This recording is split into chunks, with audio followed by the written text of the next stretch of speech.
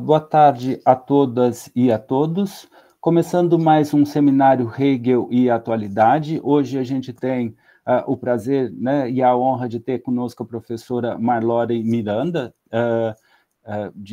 com pós-doutorado na Augustana Hochschule, né? Ela também lançou há pouco tempo o livro, né, 10 lições sobre Hegel, né, que a gente recomenda a leitura.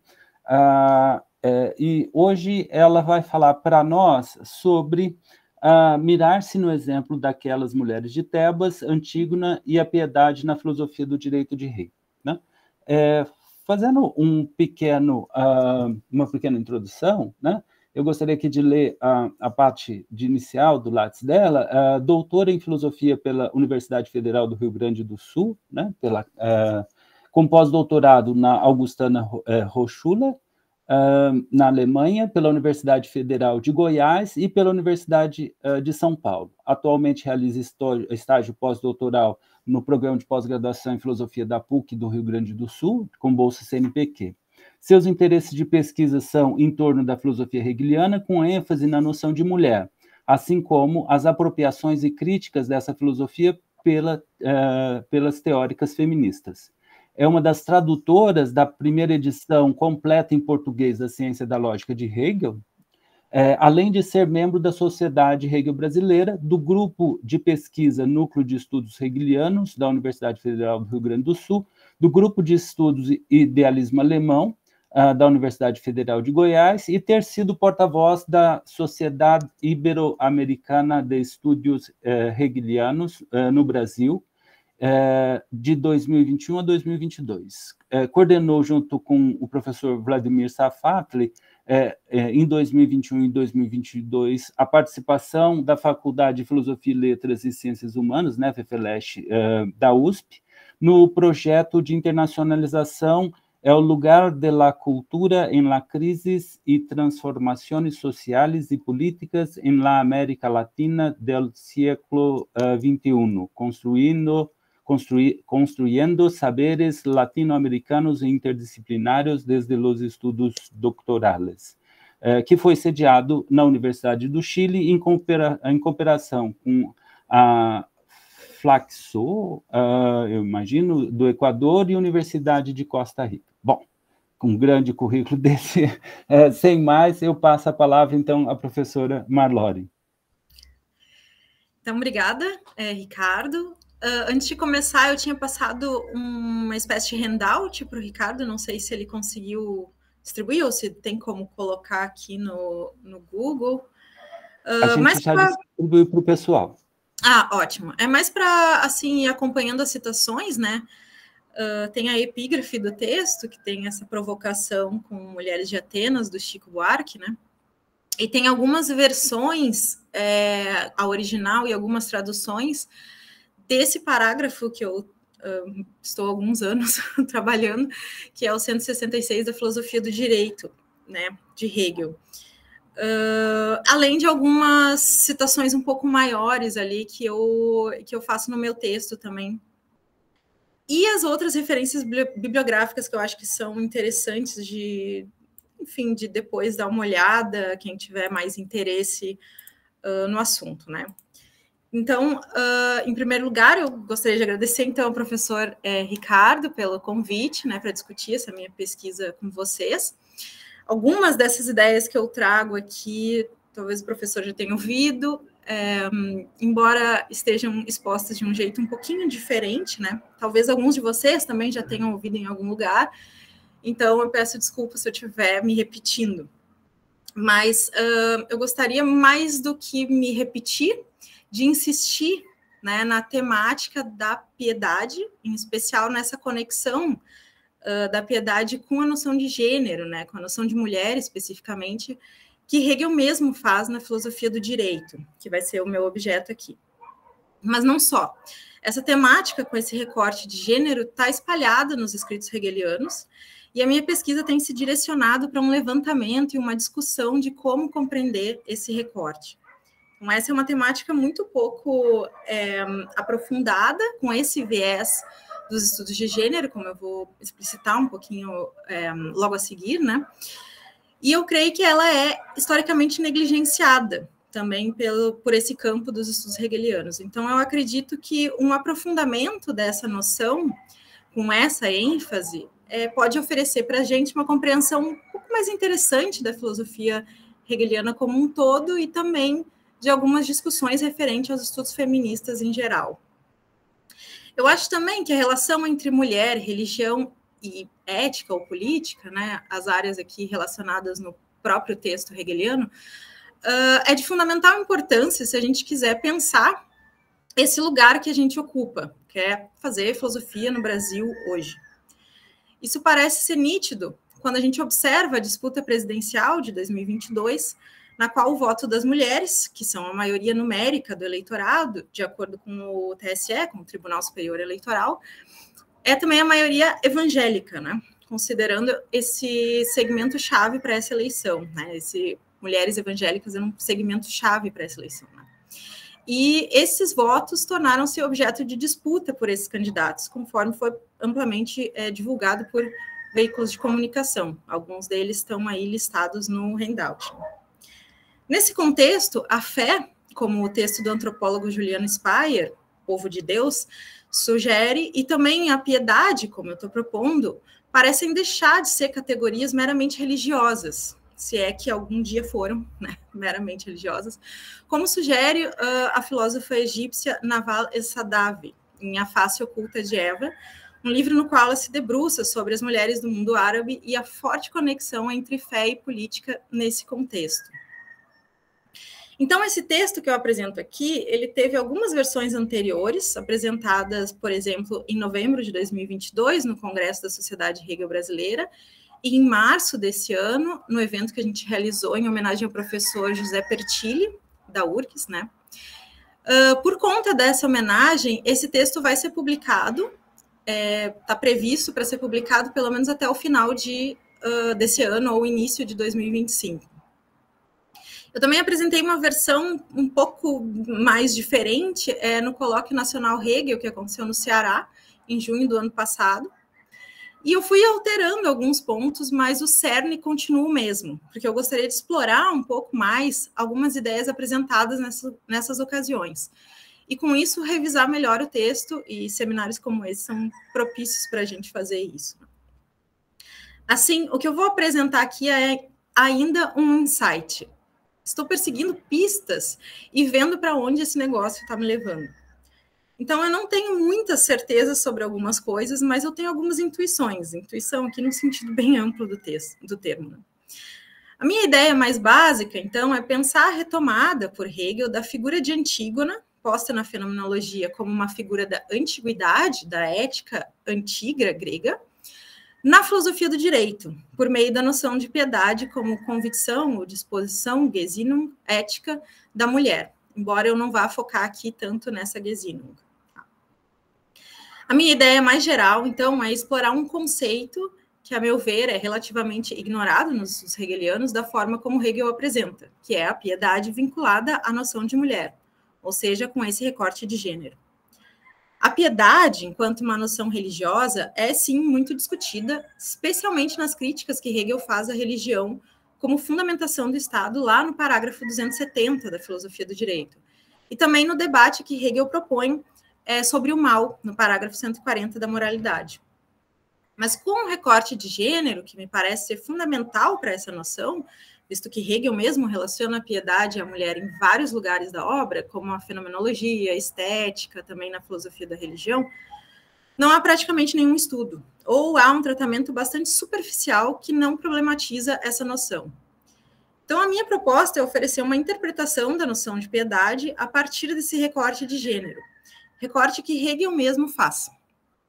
Embora a noção de gênero de Hegel não é a mesma nossa, né? Aqui, o que ele faz na filosofia do direito é o que a gente chama hoje de recorte de gênero. Né?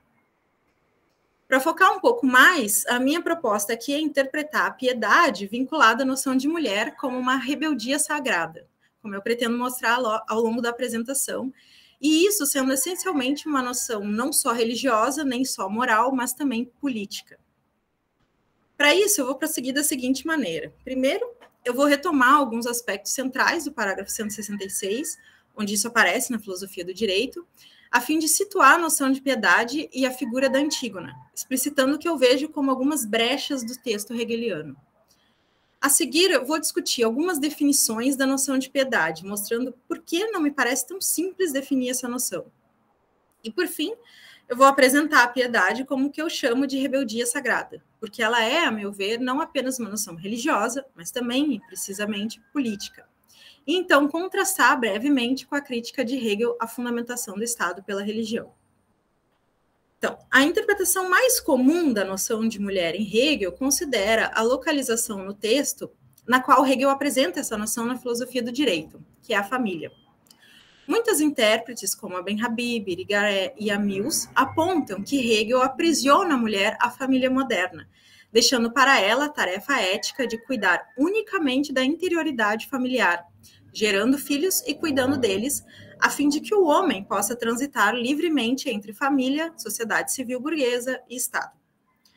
Se considerarmos que a proposta de Hegel com a filosofia do direito, exposta no prefácio da obra, não é afirmar como as coisas devem ser, mas sim apreender seu tempo em pensamentos, isto é, expor como o conceito ou o logos, ou ainda como a razão se efetiva no seu contexto, na sua época, então, o que Hegel faz ao apresentar a família nessa obra é apresentar a família da eticidade moderna europeia.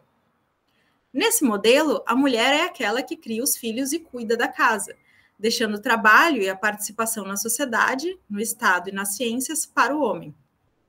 Desse modo, a apresentação hegeliana parece ser uma leitura bastante acurada do modelo de sistema econômico que nascia e se consolidava na Europa em sua época, o capitalismo.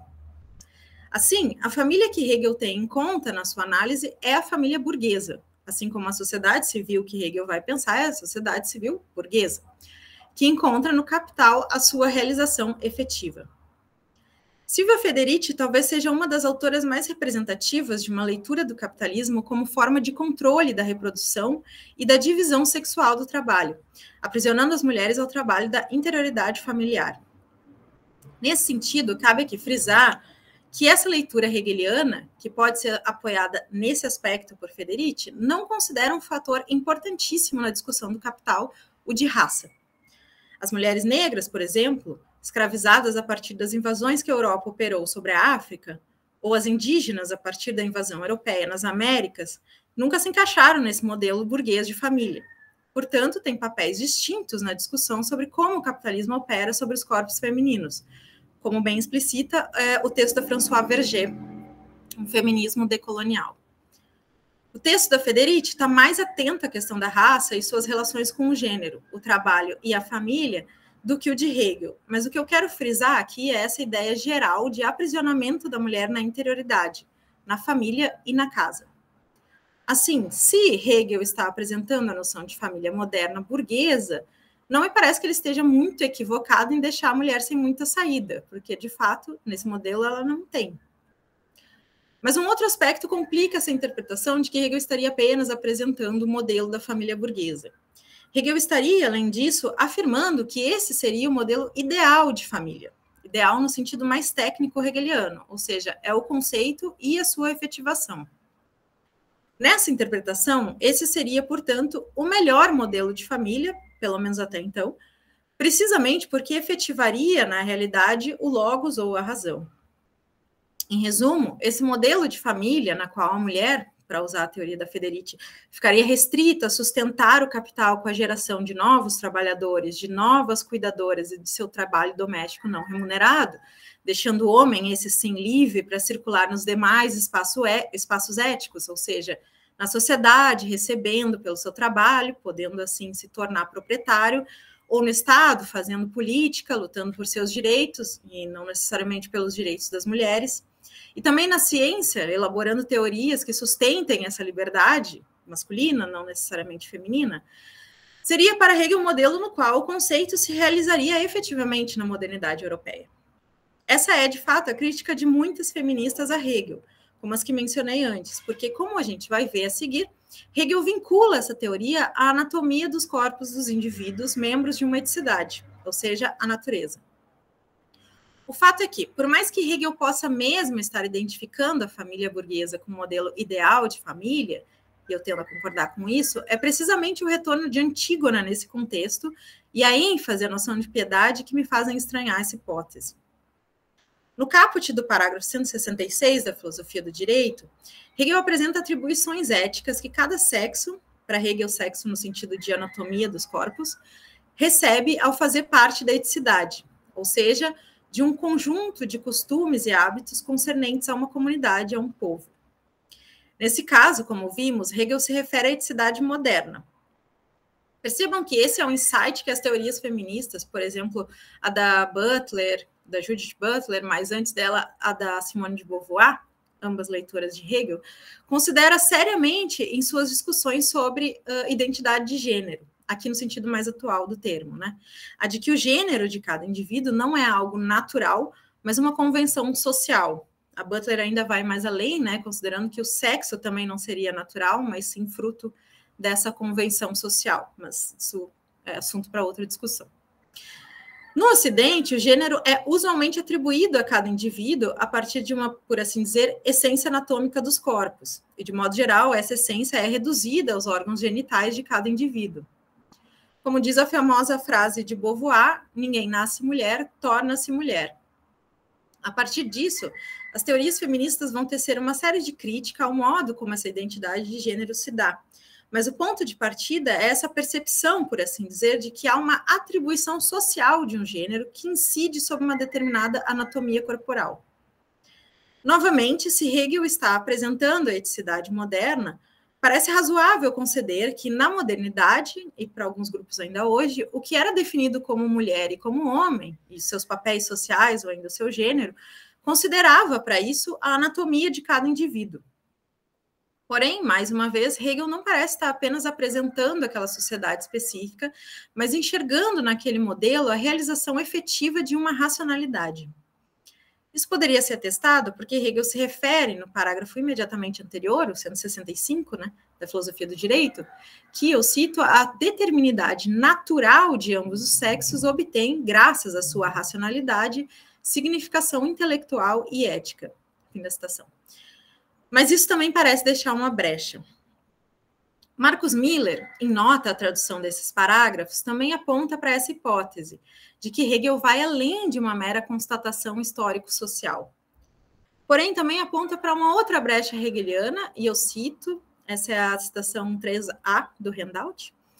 Se, por um lado, Hegel deriva daí as referidas oposições tradicionais de gênero, por outro, a fundamentação especulativa e sistemática da diferença sexual em sua racionalidade, a partir dos momentos do espírito, pode relativizar e subverter a caracterização tradicional dos papéis masculinos e femininos, juntamente com a sua base normativa.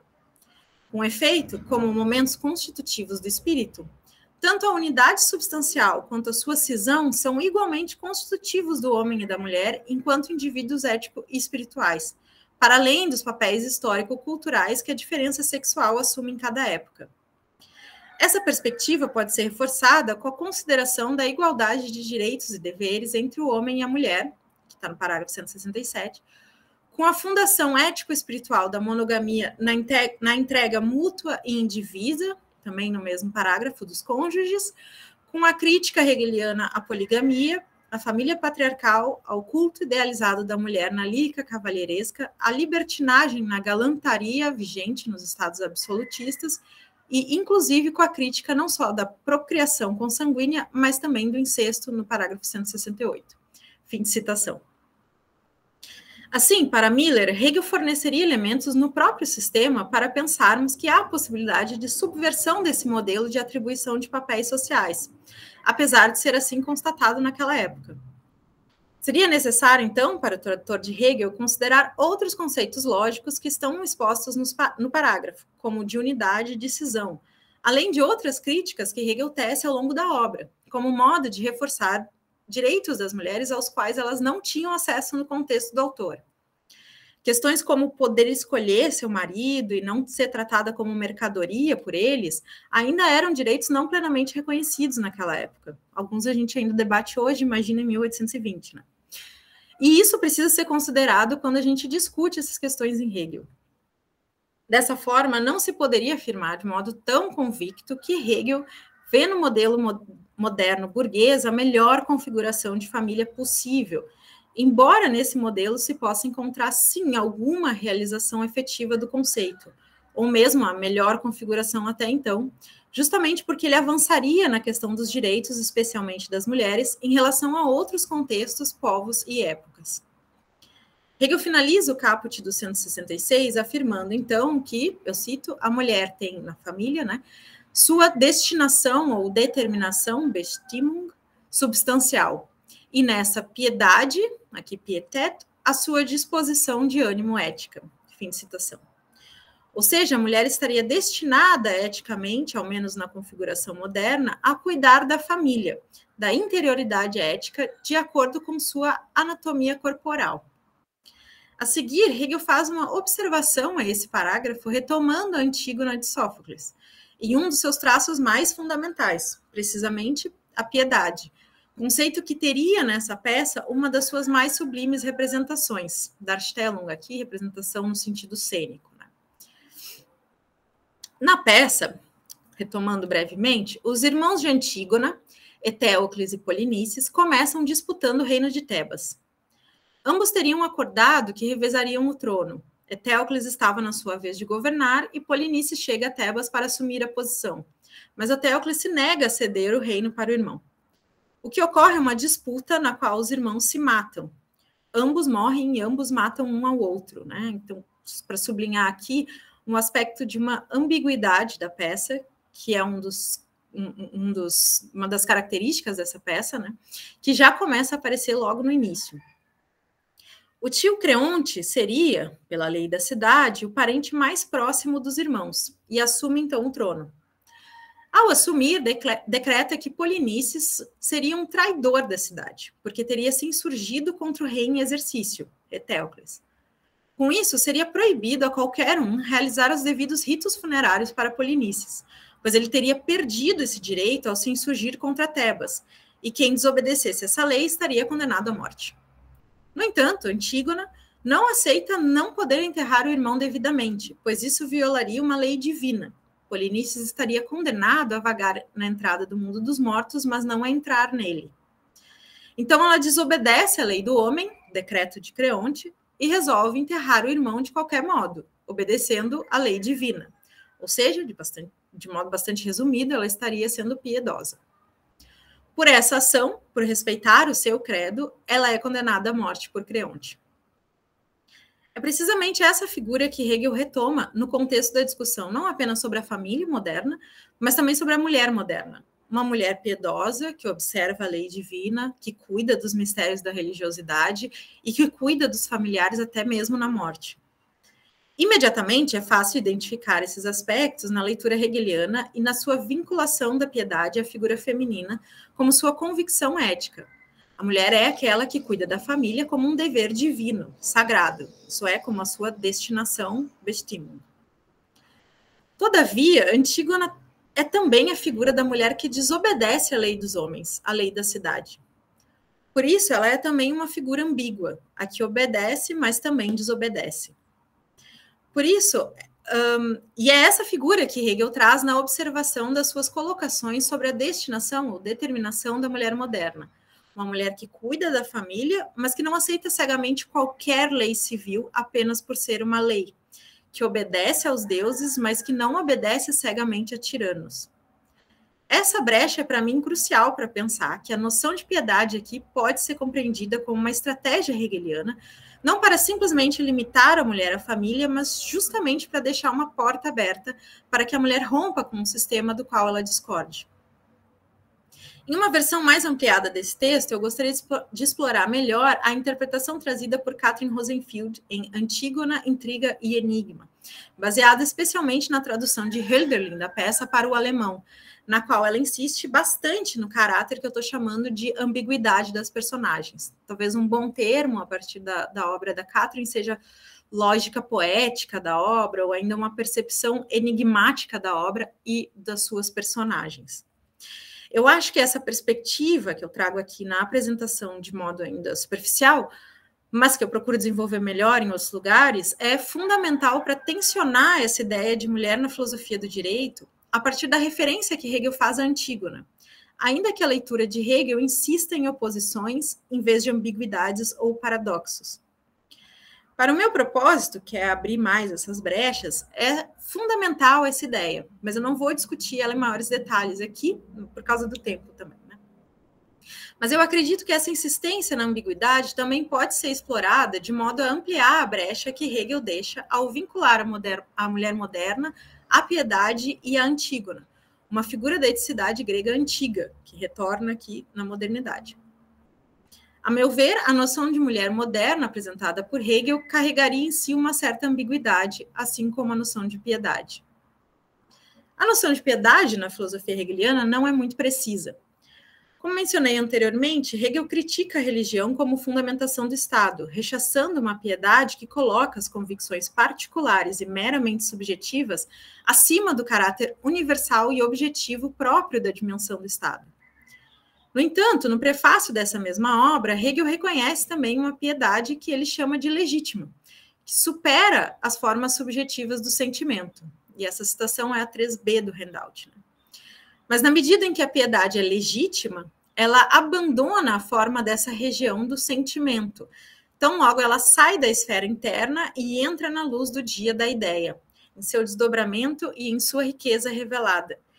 E traz do seu culto divino interno a veneração por uma verdade sendo em si e por leis elevadas acima da forma subjetiva do sentimento. Em citação.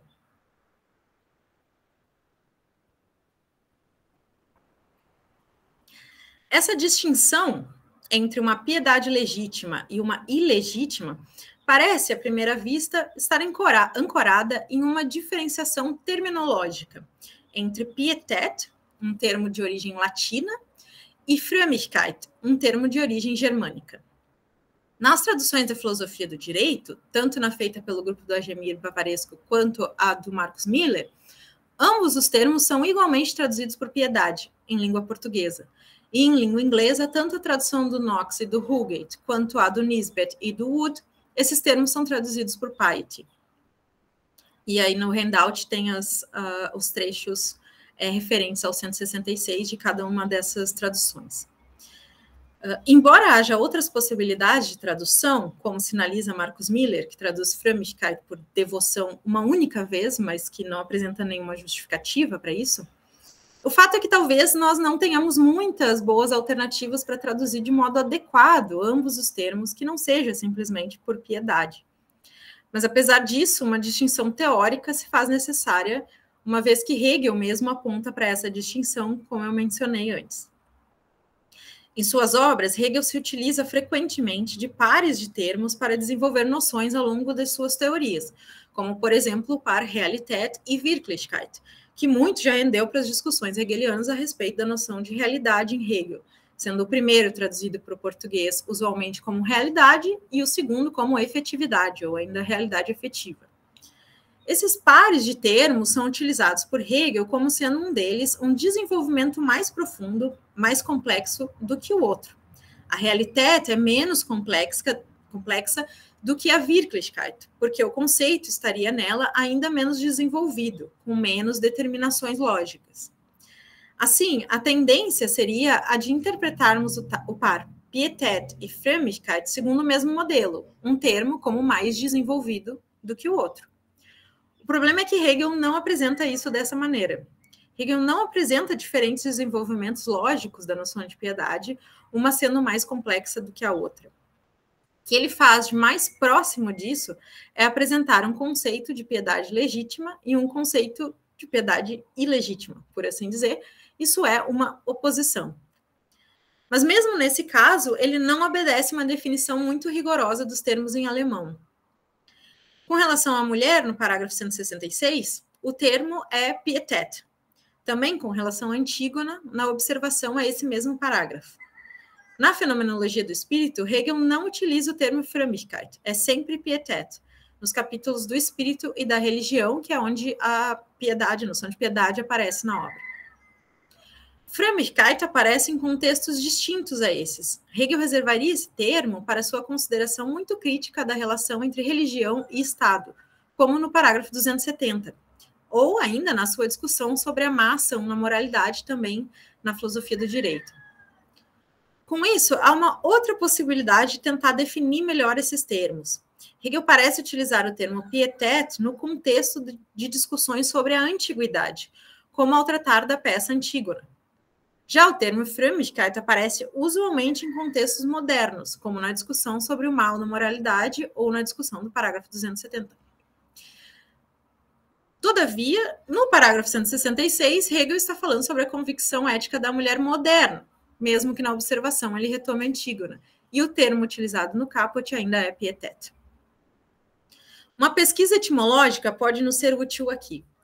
O termo Frömmigkeit, cuja raiz seria from, estaria ligado ao grego promos e ao latim primus, primeiro ou principal. No alemão antigo e médio, from com V ou com F, e from com V também, a palavra também apresenta a ideia de bravura, justiça, bondade e utilidade. No entanto, estudiosos apontam que o significado mais atual do termo alemão from, fortemente religioso, surge principalmente após a tradução da Bíblia por Martinho Lutero, no século XVI. Já o termo pietat teria origem no termo latino piare, purificar, que teria gerado, por sua vez, o termo pietas, que é, em geral, o correspondente latino do grego eusebeia, ou seja, o comportamento respeitoso e reverente para com os deuses, o povo e a pátria. Esse sentido mais amplo teria sido trazido à tona especialmente a partir da Eneida, poema épico de Virgílio. Nele, o protagonista, Enéas, funda o Estado romano a partir de uma ação piedosa, fugindo da destruição de Troia e levando consigo seu filho e seu pai, e este carregando uma imagem dos penates, os deuses do lar. Já na Idade Média, pietas designa, sobretudo, a relação com Deus, especialmente no que diz respeito aos cultos e à contemplação. Com isso, parece razoável afirmar que, a partir da Idade Média, em particular da Reforma Luterana, o sentido de ambos os termos, Frömmigkeit e Pietat, ficou mais restrito ao contexto e ao significado religioso, do relacionamento e do temor a Deus, perdendo uma gama de outros sentidos presentes na Antiguidade. Isso parece ocorrer em especial com o termo latino, de origem de Pietat, que deixa de ter um sentido também social e político, um senso de dever com a família, mas também com o povo e com a pátria. Há estudos que retomam essa noção de piedade de modo amplo, relacionando especialmente aos aspectos políticos do termo, que se perderam ao longo da história, a partir do estudo do uso de ósios, uma espécie de correspondente de Eusebeia, também piedoso no grego, mas que eu não vou tratar aqui para não me alongar. Mas tem aí a referência, é o texto da Saskia Pius, no handout. O que eu gostaria de apontar aqui é que, ao usar o termo pietat para se referir tanto à Antígona quanto à mulher moderna, Hegel talvez esteja resgatando esse sentido mais amplo do termo piedade, que era presente tanto na sociedade grego-antiga quanto na romana, mas que se perdeu ao longo da história.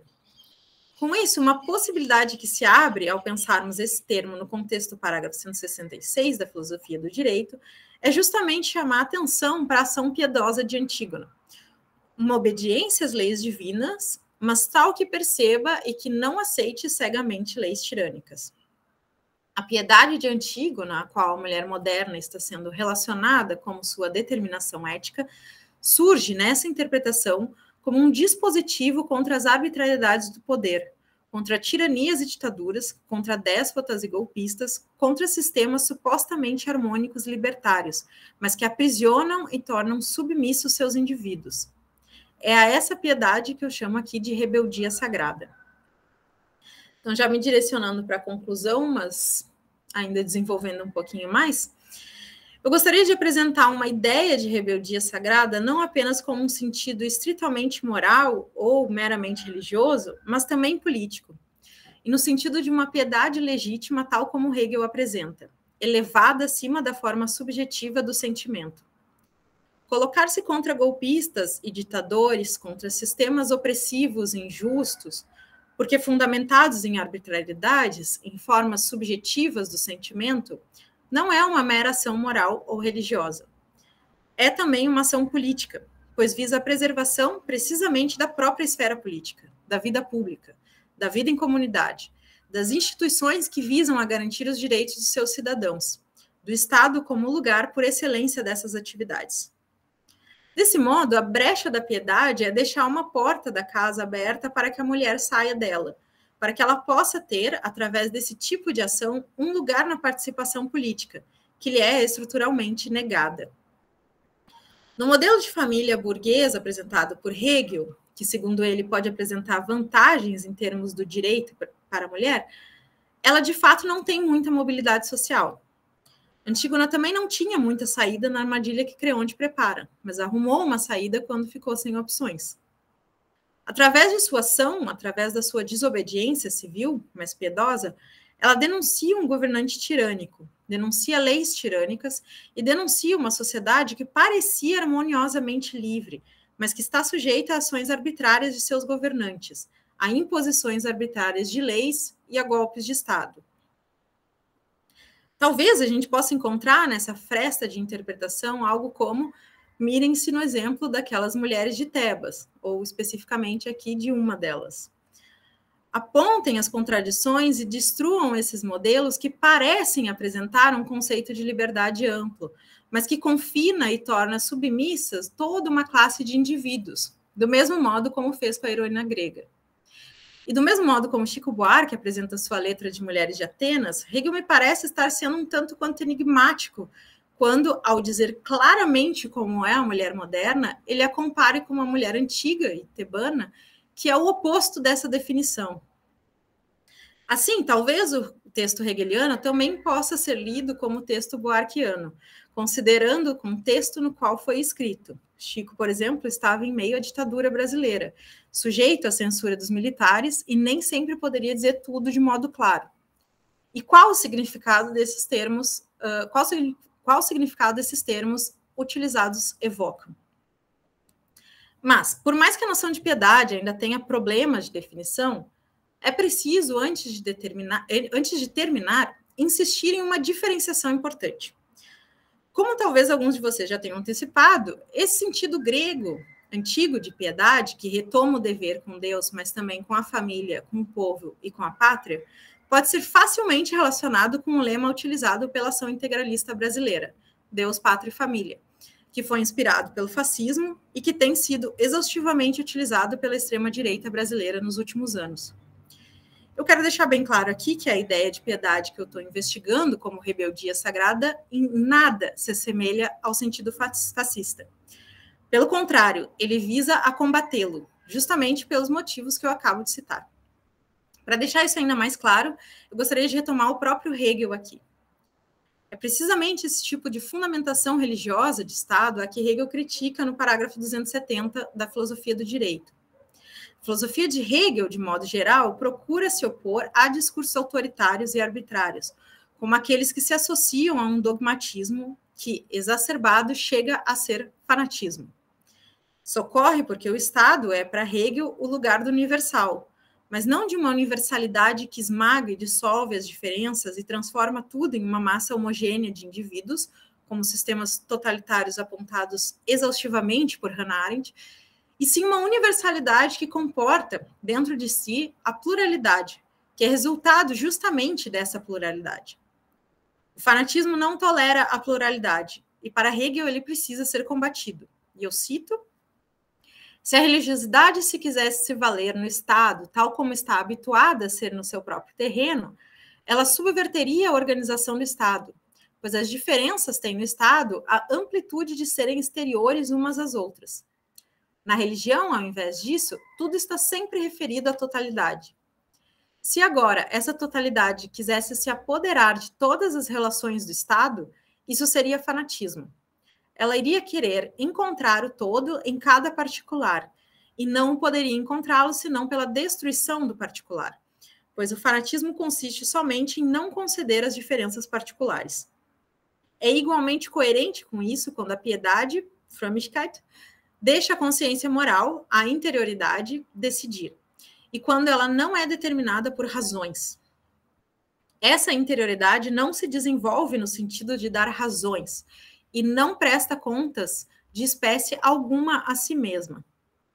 Se, portanto, a devoção, Frömmigkeit, deve valer como a efetividade do Estado, então todas as leis são atropeladas e o sentimento subjetivo é quem legisla. A religião, enquanto tal, não tem o direito de ser a instância que governa. Fim de citação. Por isso, o sentido fascista dessa piedade é justamente aquele que não tolera as diferenças, que procura aniquilá-la das mais variadas maneiras e que subverte a própria ideia de Estado, procurando também, desse modo, aniquilá-lo. Essa piedade ilegítima, esses falsos messias e ainda mais falsos governantes, precisam ser combatidos incessantemente, ainda que estejamos todos exaustos de combatê-los. Mas a ideia de uma piedade legítima, ao contrário, é defendida por Hegel, julgo eu, como um modo de romper com esse fanatismo. Essa piedade precisa ser, portanto, uma piedade que denuncie toda e qualquer tentativa de arbitrariedade, de tirania e de ditadura, de intolerância com as diferenças, especialmente quando as leis dos homens procuram dilacerá-las.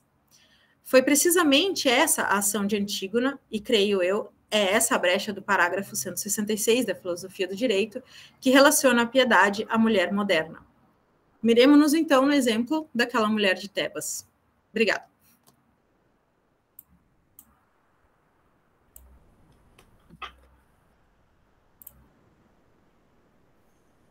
Parabéns, Marloren, pela apresentação. Tá ficando que nem vinho, tá envelhecendo, tá cada vez melhor, né? Eu vi ela no último Congresso Internacional da Sociedade Hegel Brasileira. Como sempre aqui, eu gosto sempre de falar e perguntar por último, né? Dar espaço aos outros e voltar depois. Então, quem quiser, né, colocar questões, sugestões, diálogo com a professora Marloren. O Diogo, eu tinha visto que tinha levantado a mão. Quer começar, Diogo? Posso começar. Boa tarde, professora. Boa tarde a todos. Eu não falei antes com vocês. Olha, esse semestre está sendo muito legal porque eu acho que a gente está abrindo várias janelas, sabe? O seminário Hegel e Autoridade está tendo menos a conformação de uma sala fechada e está mais articulado, mais plural, com mais tranquilidade para falar de outros temas e tal. E eu gostaria de fazer um comentário e uma pergunta, assim. Primeiro, essa imagem da Antígona, né? Porque eu acho que essa imagem da Antígona é um pouco central para você, e eu nunca consigo esquecer de levar em consideração o tensionamento que elas trazem, porque a tragédia grega, a apresentação dramática grega, ela já está apresentando uma substância ética que está prestes a se dissolver.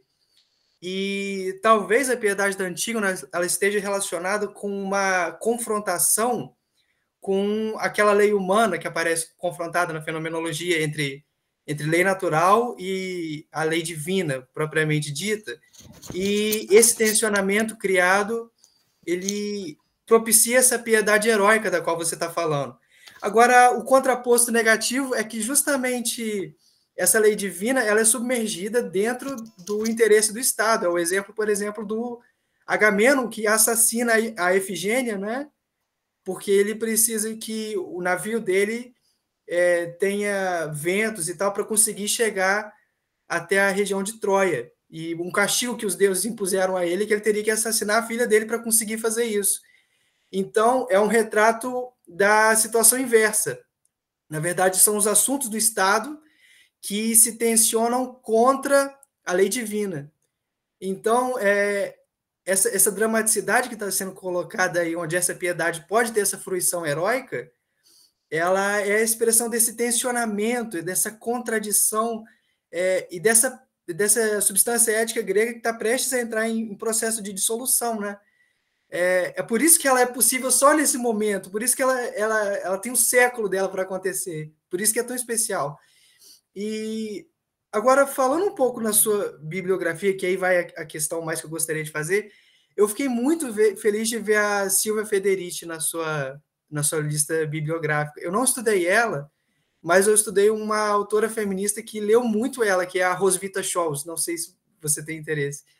E o que é muito especial nessas autoras é que elas estão fazendo uma teorização feminista que puxa certos elementos da economia política marxiana que não eram possível antes, sabe? É como se houvesse um tensionamento de gênero no interior daquilo que seria antigamente o proletariado, a classe operária, etc., que era impossível. Era impossível. No entanto, ele sempre estava lá. Ele estava lá para quem tivesse interesse em ler ele, porque esse tensionamento que você está descrevendo, ele está na fenomenologia, ele está na filosofia do direito, e, digamos assim, as formulações críticas do Ocidente acabaram deixando isso para um momento histórico seguinte. O problema de gênero parece que ele é postergado para as forças progressistas, né, digamos assim. Então, só que essas autoras, tipo a Silva Federici e a Roswitha, elas estão um pouco no contrapé do Hegel. Elas estão muito mais em uma posição crítica com relação a esse universo conceitual do Hegel do que propriamente uma posição hegeliana, creio eu.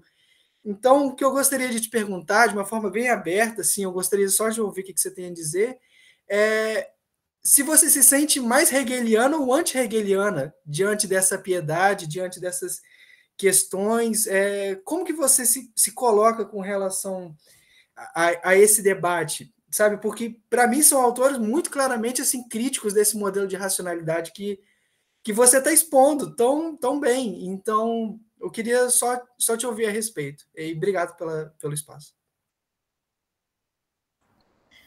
A gente faz rodadas de pergunta ou a gente vai respondendo? Não, individual. Tá, ok. Ótimo. Então, Diogo, obrigada pelos comentários, né? Vou comentar o teu comentário sobre essa substância ética prestes a dissolver. Eu acho que é interessante, de novo, a retomada de Hegel diante. Ele poderia usar qualquer coisa para exemplificar, para relacionar aqui essa definição de mulher moderna que ele está apresentando, que se a gente vai ler o caput ali do 166, e muito mais se a gente vai ler o adendo, né, que seria o que provavelmente ele teria dito em aula, é assim, o completo oposto do Antígona, né? Então, é uma mulher passiva, é uma mulher que é a mulher de Atenas ali, que não tem medo apenas, né? Ela não tem nada, ela vive para os homens, ela vive para a sua família, ela não tem vontade própria, né? Então, mirem-se nesse exemplo, diz o Chico, né? E aí o Hegel está lá dizendo exatamente a mesma coisa e diz, olha, é exatamente que nem antigo, né? Que não é nada disso que a gente está definindo aqui. É bem estranho. Mas esse ponto que você trouxe, né? A Antígona, ela é um símbolo, vamos dizer assim, ou uma figura, né, para usar o termo do Hegel, de uma substância ética prestes a se dissolver. Sim, para mim ela não é só isso, ela é a pessoa que faz essa substância ética se dissolver. Né, eu tenho um outro artigo sobre isso, que aí eu vou um pouquinho mais a fundo, né, tentando definir isso. A figura, o surgimento do Estado na fenomenologia do espírito e a sua primeira dissolução é precisamente a peça Antígona, né, onde o Hegel vai trazer a Antígona na fenomenologia do espírito. Portanto, é a mulher que é a culpada, né, para a destruição daquela harmonia, que estava tudo tão bem, daí ela tinha que se meter, né?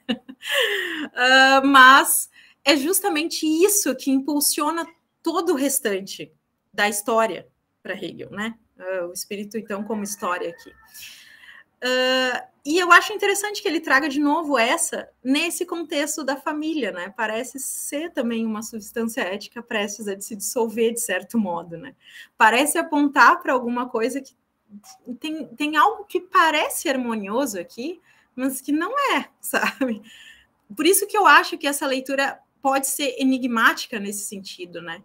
Ela pode ser um pouco mais interessante do que só dizer Hegel prende a mulher, Hegel não prende a mulher, enfim, A ou B, mas de deixar essa brecha de talvez ele não tenha dito explicitamente, mas isso não significa que ele não tenha dito alguma coisa, né? Então, acho que esse é por onde eu vou, assim.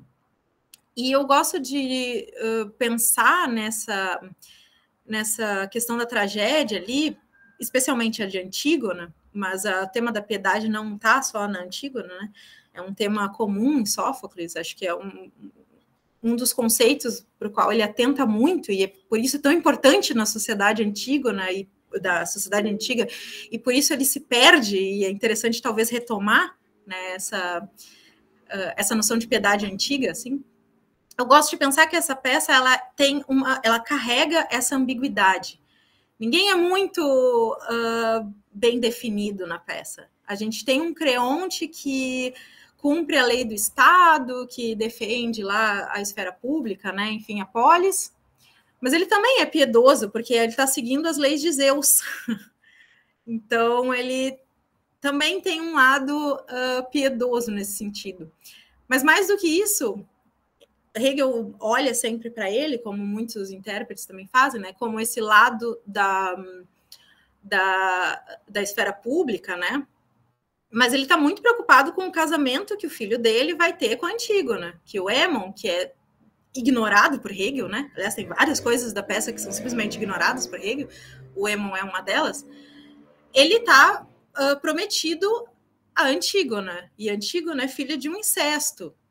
E o Creonte não está muito afim que a linhagem dele continue a partir de um incesto, né? Do Édipo, enfim.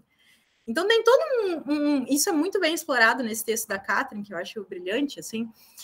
Tem toda uma ambiguidade que, ok, ele é o cara da esfera pública, mas olha toda a questão privada que ele também está envolvendo nessa questão de colocar uma pena de morte para Antígona, né?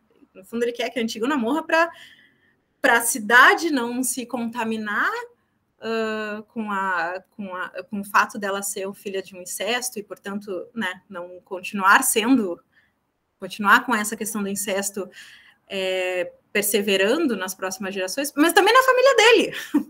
Também tem uma questão particular, também tem uma questão de vida privada aqui. E a mesma coisa aconteceria com a Antígona. Ela é vista como essa mulher da família, que cuida da família dela, da vida privada, da morte, dos ritos funerais, etc. Mas há toda uma discussão sobre a questão das leis, de quem deveria assumir, de fato, esse trono, e Antígona seria essa pessoa. Então, ao fazer isso, ao ir contra Creonte, ela também estaria lutando pelo seu direito de assumir o trono. Então, a gente também tem uma outra ambiguidade entre esfera pública e privada, né? E entre muitas da obra, né? Ela já começa com essa questão dos irmãos que se matam, se suicidam, matam um ao outro e se matam, né? Com essa questão da linguagem também ser ambígua, mas toda a construção da peça é ambígua. E a Antígona também é essa pessoa que está transitando entre uma esfera pública e privada, porque a família dela não é qualquer família, é uma família real. Então, a gente tem muitas camadas nesse texto aqui que o Hegel muitas vezes deixa passar, porque ele quer, enfim, focar em outras coisas, como essa oposição que se dissolve de uma suposta harmonia, uma substância ética que se dissolve por conta de uma oposição muito forte entre Estado e família, enfim. Mas que talvez não seja só isso a peça, né? E aí, quanto à sua pergunta, se eu me coloco como mais hegeliana ou anti-hegeliana, eu me coloco como marloriana. Estou tentando pensar, claro, a partir de Hegel, que é a minha formação, né?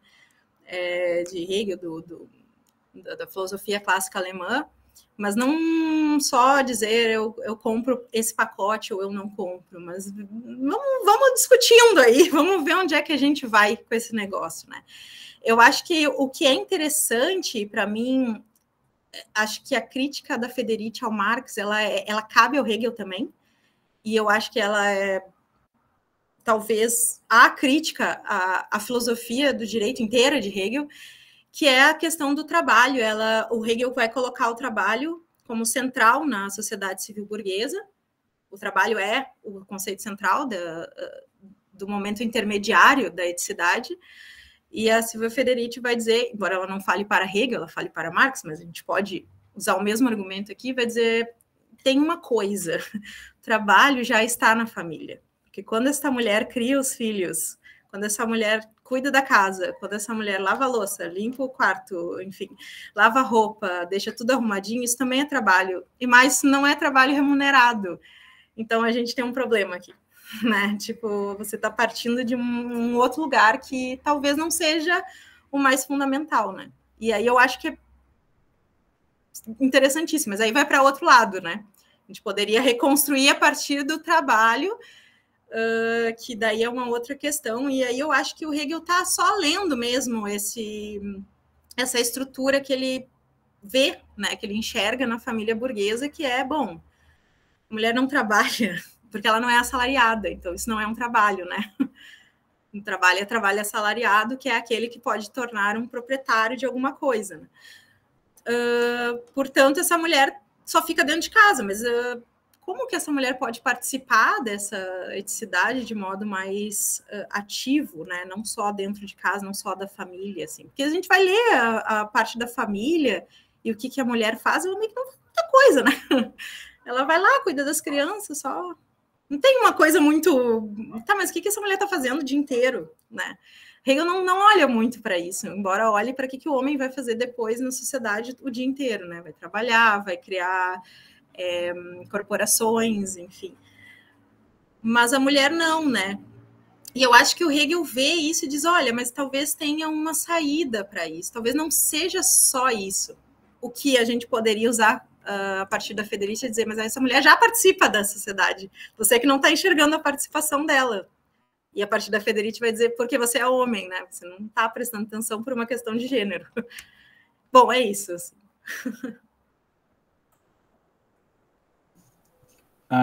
Murilo? Boa tarde. Estão me ouvindo? Sim. Bom, não sei se vocês estão me vendo também, não sei se minha câmera está funcionando, mas... Tá tudo perfeito. Beleza. Seja bem-vindo. Então, primeiro, queria agradecer pela fala, acho que ela foi muito clara, e acho que essas intuições aí que você disse ter, acho que revelam muita riqueza, assim, acho que isso é um caminho muito interessante para seguir. E eu queria fazer uma pergunta, eu estava lendo recentemente o Como Nasce o Novo, do Marcos Nobre, e toda essa questão da fenomenologia como um projeto mesmo para a modernidade, que precisa se fundar sobre suas próprias bases, né? E não mais sobre um modelo dos antigos. Eu fiquei pensando justamente nessa questão entre a mulher moderna e a Antígona. E eu não tenho certeza se isso pode ser aplicado para a filosofia do direito também, mas como isso pode aparecer nesse recorte de gênero que você propõe? Em que sentido que a mulher moderna ela pode se desvencilhar de um modelo antigo para se fundar sobre as suas próprias bases? Não sei se isso está posto, não sei se isso aparece em algum momento na literatura, enfim, deixa a questão aí.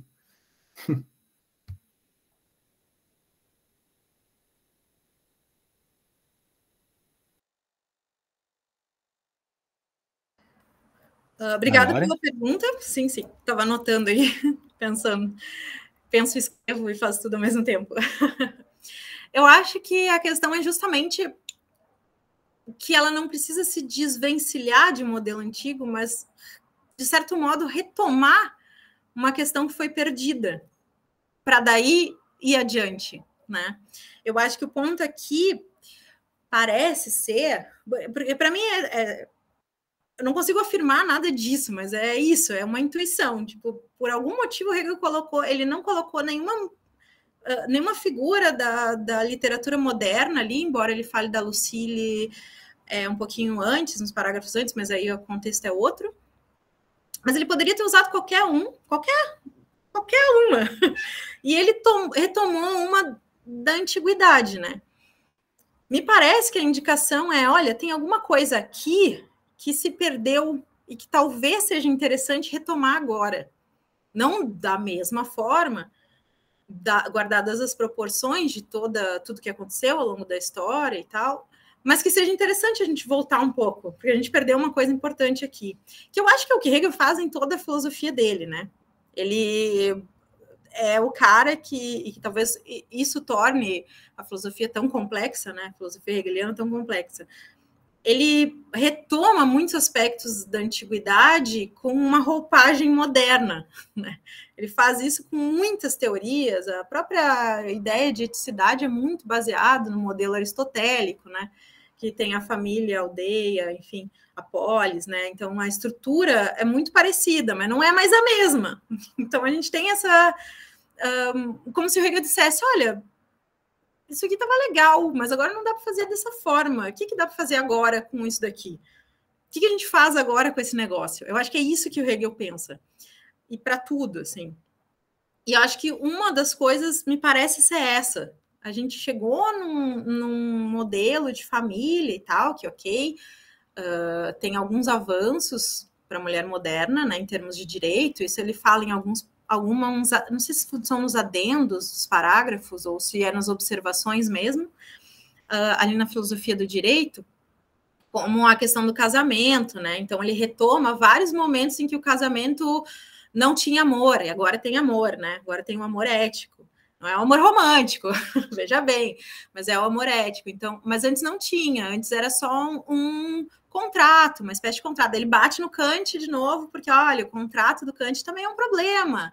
Que não é assim, a gente vai casar e vamos dividir as terras, tem outras coisas que não seja tipo, vamos viver a vida juntos, né?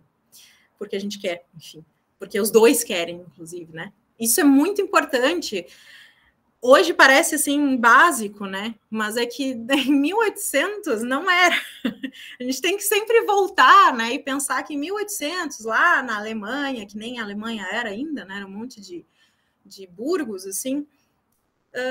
Não tinha muito essa ideia. Era bom, a mulher servia para uma série de coisas e o casamento servia para uma série de coisas que não era da mesma forma como a gente pensa hoje, né? Então, o Hegel enxerga que há ganhos nesse modelo novo de família que aparece, que a mulher também escolhe com quem fica, que a mulher pode dizer, eu não vou me casar com esse cara porque você, papai, quer aumentar o seu feudo. Eu vou me casar porque eu quero ter filhos com essa pessoa, enfim. Isso é um ganho para ele, né? Mas que há coisas que se perderam também, apesar de ter ganhos, também tem perdas, né? Tem um início da fenomenologia, eu não estou com ela aqui, que é bem poético, assim, que é alguma coisa que ele fala de tanto olhar para cima, a gente perdeu, aliás, de tanto olhar para a Terra, a gente perdeu o céu e as estrelas, o interessante do alto, e que é uma crítica ali à modernidade, né? Ok, a gente voltou para a Terra, voltou para o sujeito, voltou para o material, mas a gente perdeu alguma coisa que brilhava mais também, né? Que a gente não precisa escolher entre uma coisa e outra, a gente pode tentar juntar as duas. Acho que esse é o ponto aqui, né? Não se desvencilhar de um modelo antigo, mas de retornar a alguma questão que se perdeu para daí sim se fundamentar de novo, né?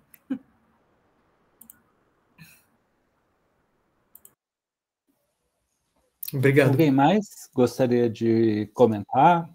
Sérgio, por favor.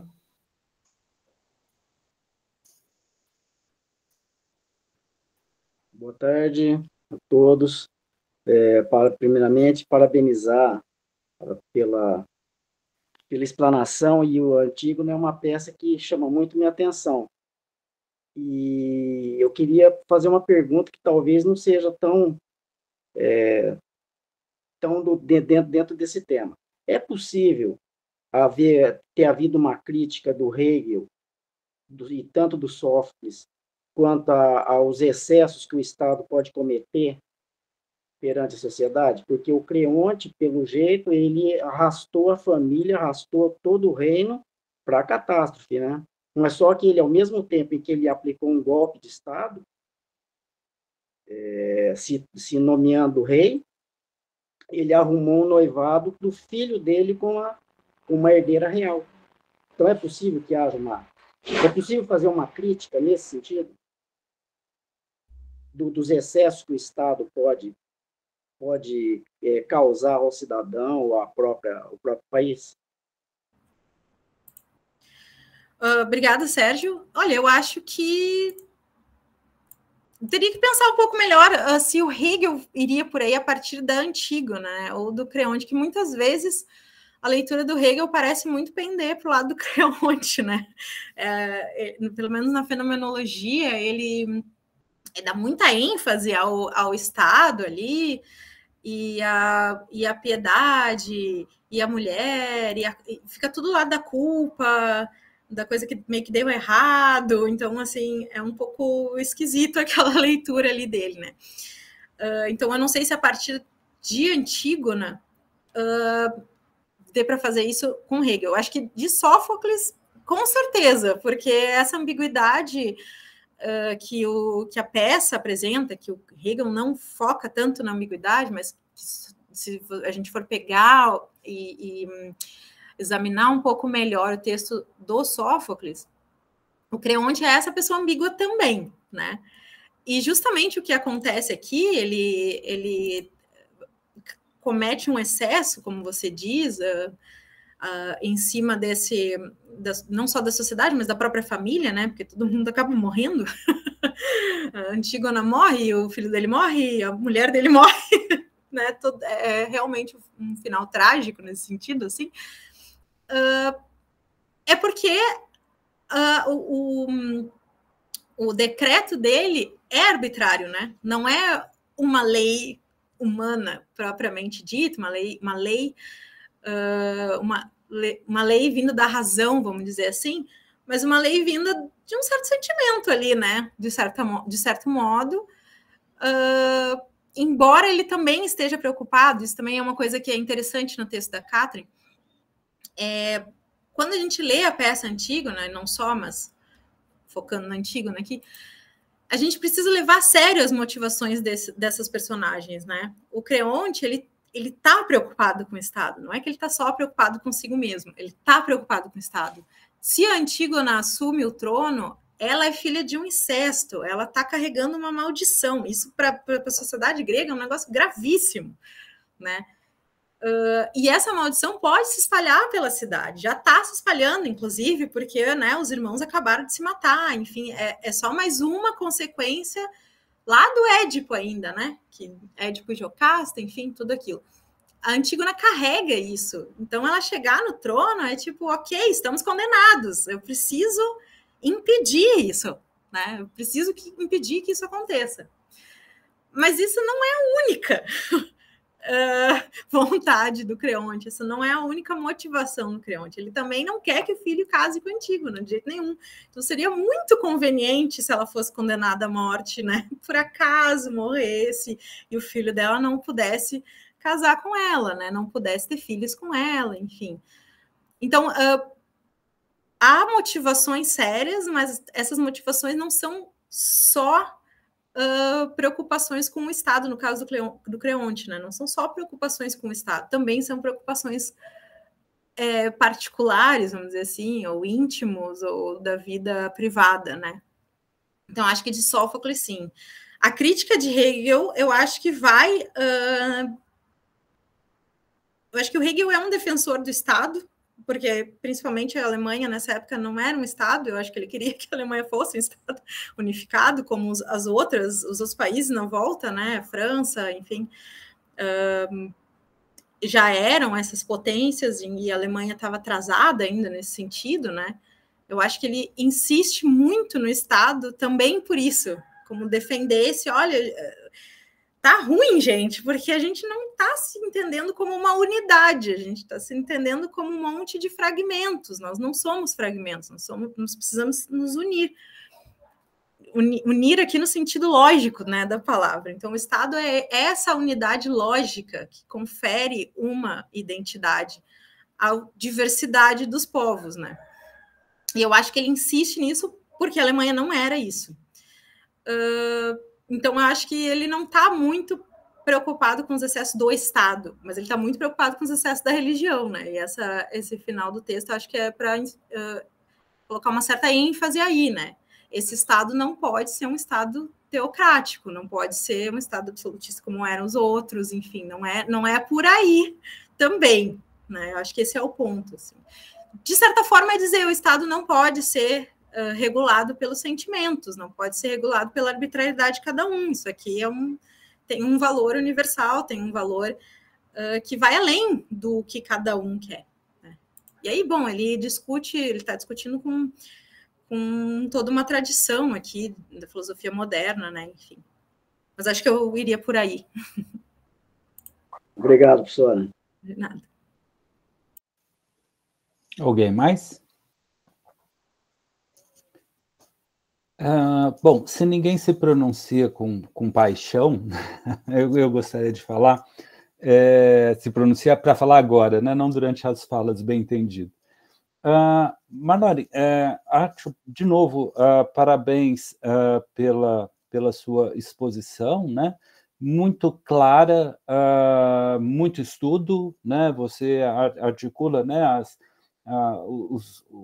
a compreensão mais profunda. Eu acho que é isso que você está falando. Vamos conversar sobre isso, vamos entender melhor o que está sendo posto aqui, né? Não simplesmente chapear Hegel e dizer, olha, é isso aqui, ele é um homem do século dele, ele está expondo aqui simplesmente um preconceito do século dele. Até porque, como você disse, eu concordo com você, ele está buscando fazer um desenvolvimento conceitual da ciência do Estado, né? Então, não é... E científico, e isso quer dizer que é para ser daquela forma e que não é uma opinião, né? E que tem que ter razões, como sempre, né? O Hegel sempre dá as razões pelas quais ele está tentando fundamentar aquilo que ele está expondo, né? Não é algo simplesmente meramente arbitrário. E aí que eu queria também usar esse espaço para pensar um pouco essa questão do feminino, que eu acho que é o que está universal, que está por detrás de toda essa discussão, de uma certa forma, né? Então, vir do conceito para o singular, né? Para o particular, para o que está acontecendo. E, nesse sentido, eu fico me perguntando, porque justamente de par também com tudo isso que a gente concordou e concorda, eu também penso, não sei se você concorda com isso, que a filosofia do direito é uma filosofia, e a filosofia do Hegel, em geral, é uma filosofia do ser, não do dever ser.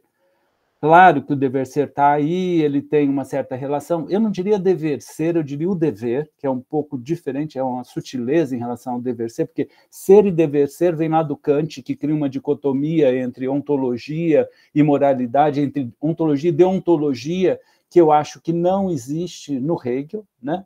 Então, há uma questão de dever e há uma existência, uma ontologia do dever, que é um pouco uma outra história, né? Mas, de qualquer forma, ele está tratando do que é e não do que deve ser. Ele não está falando, gente, é melhor vocês fazerem isso, fazerem aquilo, mas está dizendo, olha, isso é assim.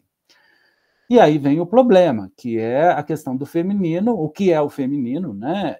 E depois a questão do que é o feminino em relação aos seres humanos, né? Em geral, e que envolve Estado, religião e todas as outras esferas que vêm daí, né? Então, eu queria poder pensar um pouco sobre isso. É verdade que, em termos de lugar de fala, fica pior ainda, porque, né, eu não sou uma mulher para falar disso, mas tudo bem, se há uma possibilidade de falar do universal e do conceito, vamos lá, vamos tentar fazê-lo, né?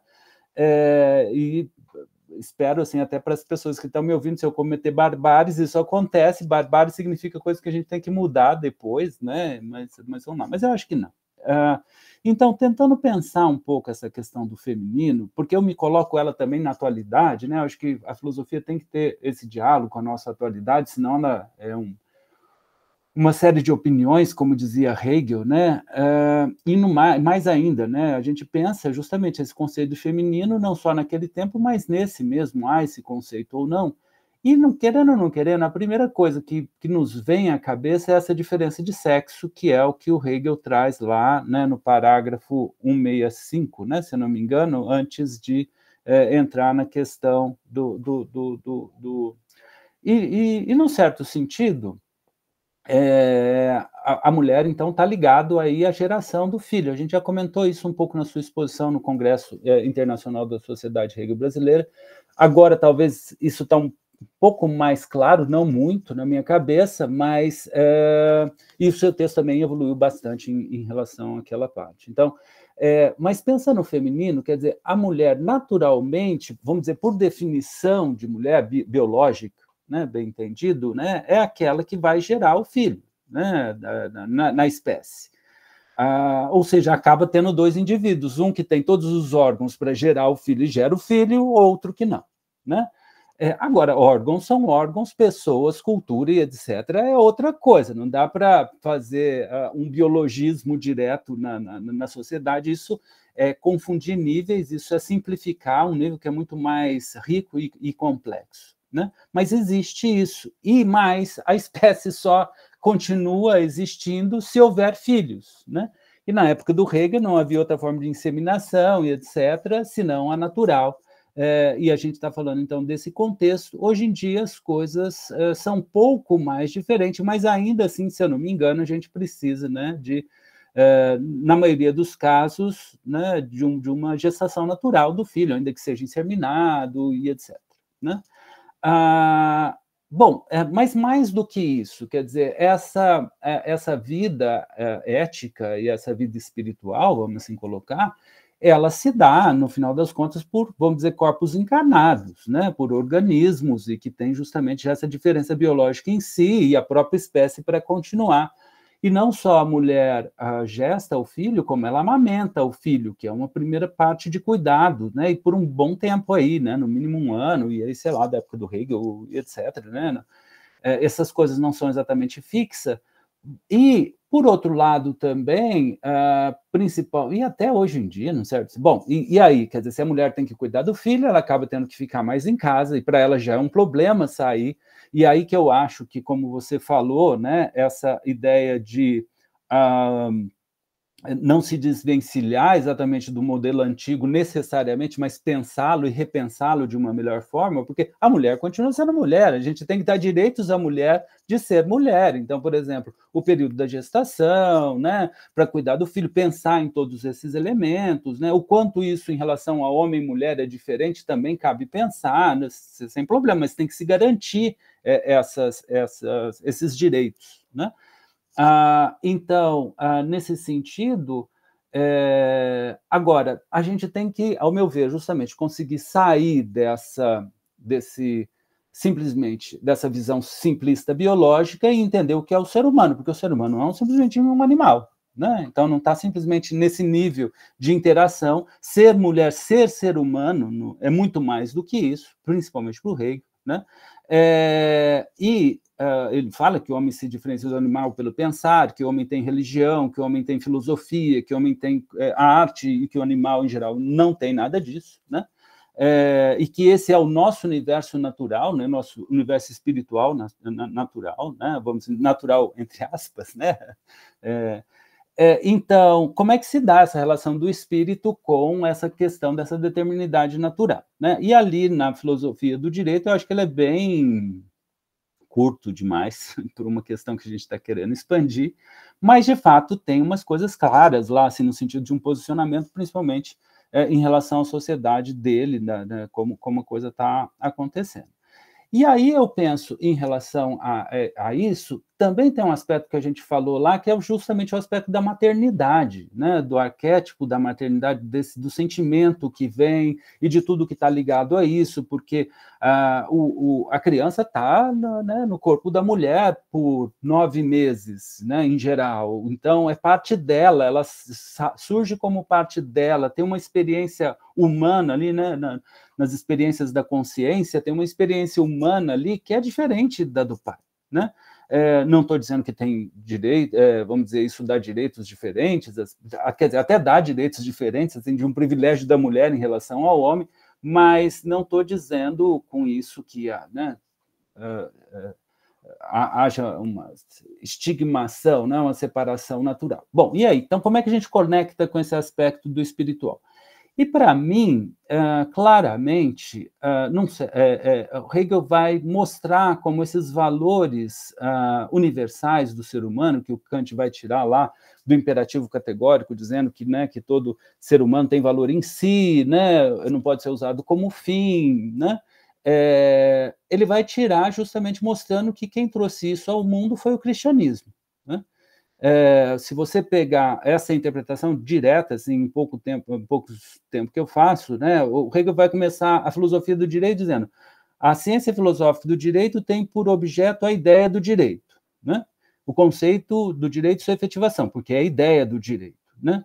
E no final, daí, no comentário desse parágrafo, vai dizer assim, a ideia do direito, né? Então, a ciência filosófica do direito tem por objeto a ideia do direito. Ele fala assim, a ideia do direito é a liberdade. Então, Hegel está dizendo que a ciência filosófica do direito tem por objeto a liberdade. E aí a coisa parece complicar ainda mais, porque a gente vai falar assim, bom, mas o que é liberdade, né?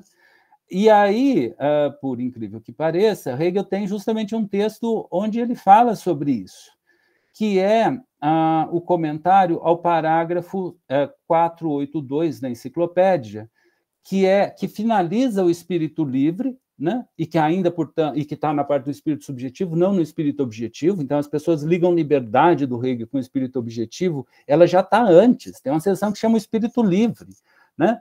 E que vem antes, que finaliza a seção do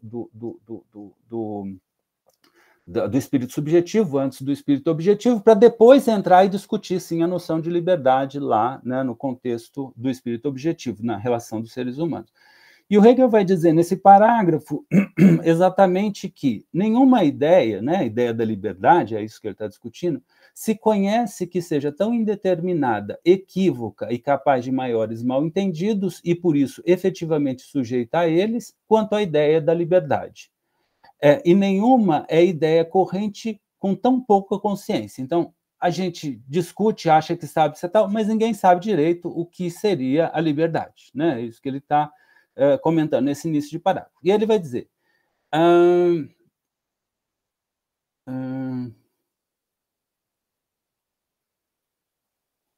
Tá, aí ele vai comentar outras coisas que eu vou pular aqui, né, que não nos cabe, senão a gente estende mais. Ele vai dizer, então, essa ideia veio ao mundo pelo cristianismo, segundo o qual tem um valor infinito o indivíduo como tal, enquanto objeto e alvo do amor de Deus, e destinado a ter com Deus, enquanto espírito, a sua relação absoluta, habitar esse espírito nele, isto é, que o homem é em si destinado à suprema liberdade, né? Então, por que eu estou dizendo isso? Porque, assim, antes do cristianismo, e se a gente pensar no materialismo direto, ora, seres humanos são seres humanos, mas cada um é cada um, não existe um universal ser humano, existe a Marloren, o Ricardo, né? E alguns seres humanos são mais capazes que o outro, e se um é mais capaz que o outro, ele, né, tem capacidade. Então, em geral, por que eu tenho que falar que todo mundo tem direitos iguais, a partir de um materialismo estrito? Que história é essa de direito, né? Porque aí vem a falácia do naturalismo, né, do direito naturalismo, que se aponta que você não tira o dever ser do ser, e aí sim, porque num naturalismo, em geral, a gente não está falando do dever ser, você pode falar, mas se eu fizer isso, eu morro. Falo, e daí que eu morrer? Se eu fizer isso, eu mato toda a humanidade. E daí que eu matar toda a humanidade? Importa para mim, importa para você, mas importa para você, não para mim, isso não é universal, né? Então, isso justifica você dizer, olha, eu que trabalhei, o dinheiro é meu, por que eu tenho que dar dinheiro para as outras pessoas? Por que aquele que não fez nada tem que ter direito? E aí vai, né? E, ao meu ver, justamente isso que o Hegel está colocando ali em relação ao cristianismo e do valor infinito do ser humano, né? Que, ao meu ver, a gente pode pensar até vamos dizer, como um desenvolvimento disso, é o que o Hegel faz, quer dizer, como em geral eu simplificadamente digo que é espírito, é ser uma autoconsciência no interior da razão.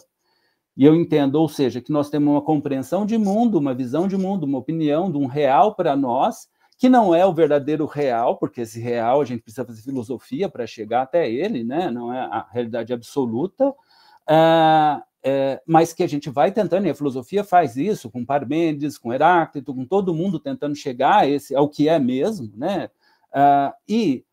Mas há esse o que é mesmo, que é a razão, ao meu ver, né? Então, o ser espírito é entender-se como autoconsciência no interior dessa razão. Sei que eu estou, a partir daí, discutindo com vários intérpretes da filosofia hegeliana e passando, né, por cima de muita coisa, mas isso não me importa no momento, né? E, nesse sentido, esse espírito, ou seja, essa autoconsciência no interior da razão, a razão é pensada, no final das contas, como uma autoconsciência suprema e, portanto, como um espírito absoluto, né? Já que o espírito é uma autoconsciência no interior da razão, a própria razão é uma autoconsciência no interior dela, porque a razão é autoconsciente de si também, né? Então, e isso não se reduz ao Weltgeist, ao espírito do mundo. O espírito do mundo é o eu que é nós e o nós que é eu momentâneo, mas há um eu que é nós e um nós que é eu que vem todos os eus que já passaram, os eus que vão... Quer dizer, é esse eu universal, que é o espírito absoluto, e que os espíritos estão dentro, e isso faz com que, então, na minha relação com outro espírito, com outra autoconsciência, a nossa dinâmica, a dinâmica do sistema das autoconsciências, não seja uma dinâmica mecânica, ou orgânica, ou qualquer uma dessas, e por isso a diferença de sexo não pode ser trazida aí dentro de uma forma direta, né? Nós somos autoconsciências, que nascemos num corpo, vamos assim dizer, e que temos um corpo que pode ser masculino ou feminino, o corpo, né, que podemos pensar em mudar ou não, principalmente hoje em dia, com tudo que tem, mas, nesse sentido, é que eu digo que está tendo uma determinação, que é uma determinação do ser. E isso não significa que todas as pessoas têm que ser de uma forma de outra. Quem nasceu mulher é obrigada a ter filho, a fazer isso, etc. e tal, ou que não pode mudar de sexo, ou que não... E aí vai. Porque, de novo, não é uma filosofia do dever ser, é uma filosofia do ser. Aliás, uma pessoa que quer mudar de sexo já pressupõe uma certa ideia de sexo que é anterior a essa mudança. Se ele quer ser mulher, né? Já tem uma certa ideia de mulher, apesar que tudo isso vai se matizando depois, não só num homem e uma mulher, né? Mas, de qualquer forma, surge dessa dicotomia inicial todas as outras classificações que vai se opondo ou se fazendo. Então, para a gente pensar mesmo essa realidade múltipla, a gente precisa dessas categorias, é isso que eu estou querendo dizer. E, em termos de eticidade, aí eu voltaria, né, nessa ideia de que o ser humano tem um valor infinito. Então, não é porque é mulher que tem menos valor ou mais valor que o homem, assim como o homem não tem mais valor ou menos valor por ser homem, ou por ser qualquer coisa, seja em termos de gênero, seja em termos de raça, né, de cor de pele, seja em termos de qualquer outra forma. É bem verdade que há cristianismos, né, há várias interpretações do cristianismo que vai desde, né, de São Francisco de Assis ao calvinismo, ou ao Edir Macedo, se a gente quiser, né, ou a teologia da prosperidade, coisas que o valham, né? Mas Hegel tem um cristianismo dele, é isso que eu sempre defendi. Ele é cristão e está tentando justamente, assim como os grandes teólogos, Hegel é um grande filósofo de tudo, inclusive de teologia. Ele tem uma noção de Deus ali que, ao meu ver, é muito pouco explorada. A gente discute muito pouco ela em si mesma, né? Mas, de qualquer maneira, então, é nesse sentido que eu talvez pensaria essa questão até para harmonizar com, vamos dizer, com os nossos corpos, né? E com as nossas sensibilidades. E pensando no direito nessa chave dessa universalidade do respeito, né, de cada um, de ser um ser humano, de ser essa consciência, de estar nessa relação, e aí, portanto, não pode ser usado como meio, tem que ser visto como um fim em si mesmo, tem que ter, a partir daí, tem que ter uma ética do cuidado com cada ser humano, né? E eu tendo, até mesmo por essa chave, a pensar o Estado como unidade, né, da sociedade civil e da família. Então, a família é o quê? Essa unidade do amor, né? Então, é quase como se a gente dissesse, olha, no Estado nós temos irmãos, você não tem o outro, você não tem um adversário político, não, ele é um seu irmão, pode ser um irmão meio desvirtuado, que briga com você, que quer matar os outros irmãos, que etc e tal, né? Então, é essa chave aí da irmandade, assim, pela qual eu olho, e aí, trazendo um pouco o que você falou, né, deixa eu pegar o termo, rebelião sagrada, eu acho sim que a mulher traz isso, porque nessa chave de leitura, a mulher tendo esses aspectos da vida, da sensibilidade, da feminilidade, assim, e de novo, isso não é uma dicotomia, não é homens vestem azul, mulheres vestem rosa, mas tem essa dimensão maior que justamente a mulher traz e que eu, como homem, aprendo, né? Não sei se cultural ou não, mas aprendo muito com as mulheres, inclusive com você, trazendo esse tema, trazendo essas questões sensíveis, né? E mostrando para a gente, olha, gente, não é assim, né? Olha, aplica lá o conceitão e acabou, né? Eu acho que justamente faz essa multiplicidade, né? E que sim tem essa certa rebelião sagrada e aí tem uma questão de religião, que eu não vou entrar aqui porque já falei demais, mas que ela, ao meu ver, no seu sentido mais geral e universal, remete ao que é mais importante e valoroso para nós, é a verdade da filosofia de cada um, da forma com que cada um vê o mundo, é a religião dele, né? Por isso o Hegel fala que as leis têm que estar apoiadas na religião, porque na forma com que cada um realmente crê que a realidade é, porque senão ela é ilusória e fictícia.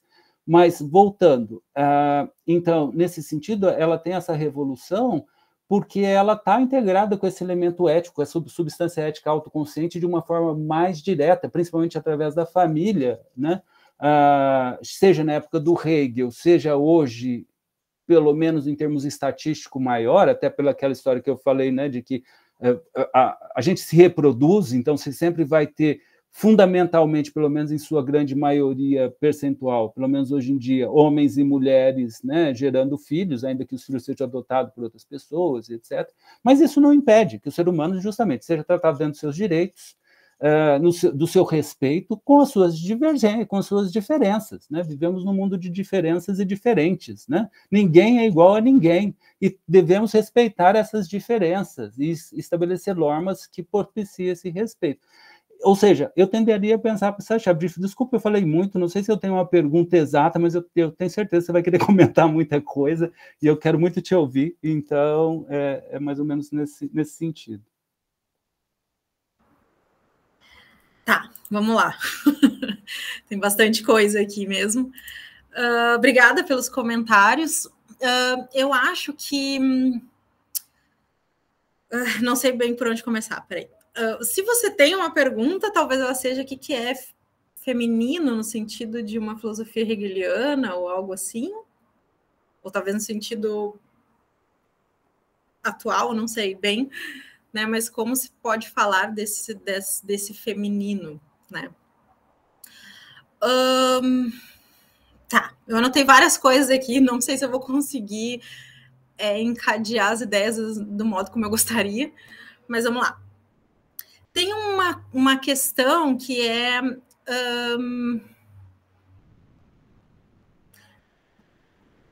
há um grande debate, né, histórico já, podemos dizer, sobre a discussão do que é ser mulher, do que é feminilidade, como se constitui a categoria de mulher, se ela é uma categoria hoje válida ou não, se ela é inclusiva ou exclusiva. Todas as questões elas estão sendo debatidas plenamente, né, por uma série de autoras. Algumas eu citei no texto, mas não só, né? E também não só ocidentais, eu acho que isso é interessante, né? A Navala El-Saadawi, essa é uma autora árabe, egípcia, muito interessante,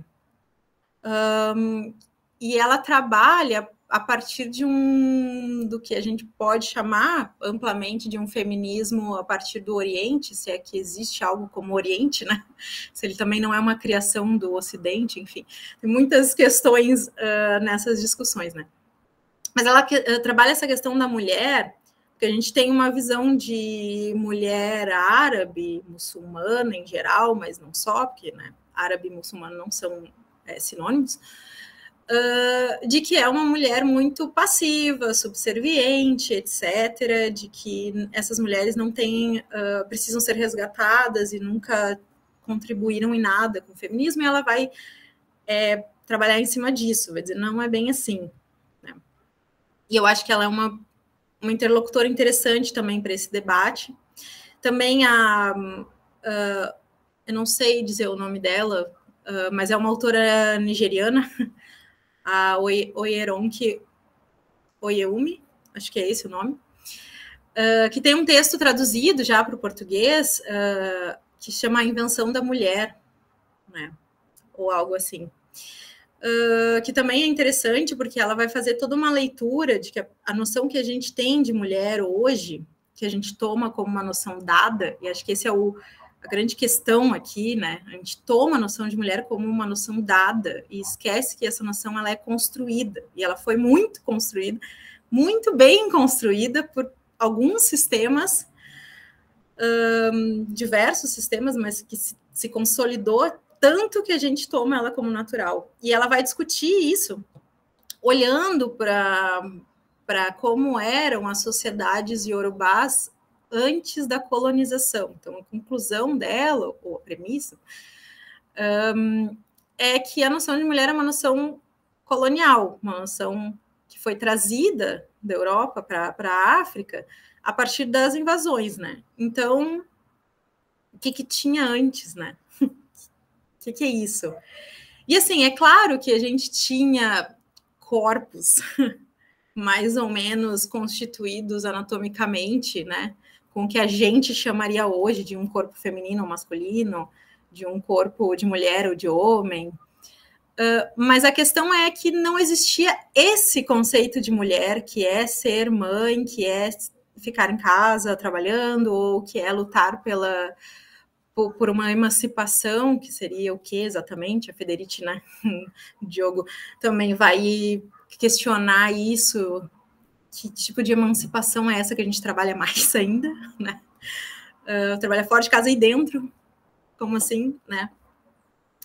Então, ela vai questionar justamente que tipo de construção de mulher é essa, e será que não dá para ter outra?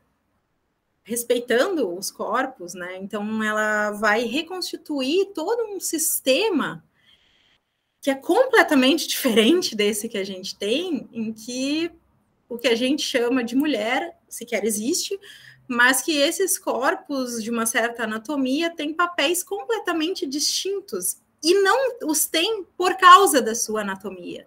Ser mãe, como é uma das categorias que tu citaste, né? A maternidade, por exemplo, ela já é uma questão espiritual, ela já é uma questão social. Ela não é uma categoria natural. Né? Esses corpos podem operar reproduções, podem gerar outros corpos, mas ser mãe é uma questão social. O que é ser mãe? O que é cuidar de um filho? Tudo isso são já conceitos dados socialmente, né? Dados não construídos, né?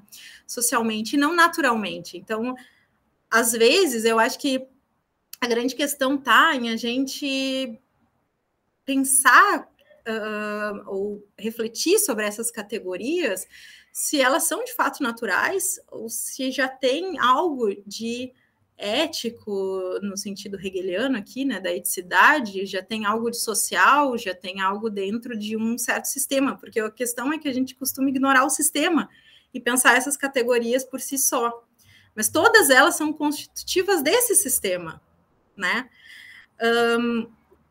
Uma das discussões que a Federici faz, que é bem interessante, é discutir, afinal de contas, se a categoria mulher, hoje em dia, ainda é uma categoria válida. E ela diz que sim, ancorado principalmente na questão da reprodução. Então, para Federici, mulher e reprodução estão intimamente ligados. Quais consequências tem isso? Depois se vê. Mas o ponto é, por que eles estão ligados? Porque esse é um modo específico de relação de poder no qual tais indivíduos com tais constituições, tal que a gente possa reproduzir ou gerar novos indivíduos, são oprimidos por causa disso. Então, é muito sutil, né, dizer, é muito, assim, nem é sutil, né, mas é muito complexo como é que a gente constrói essas categorias. Assim. Então, a própria categoria de mulher, ela é uma construção também. Né, de feminino também é uma construção. Tudo isso são construções que a gente vai fazendo, que estão dentro de um sistema muito maior, que são relações de poder, que são relações de opressão, que são relações, N relações, enfim, que precisam ser melhor pensadas, né?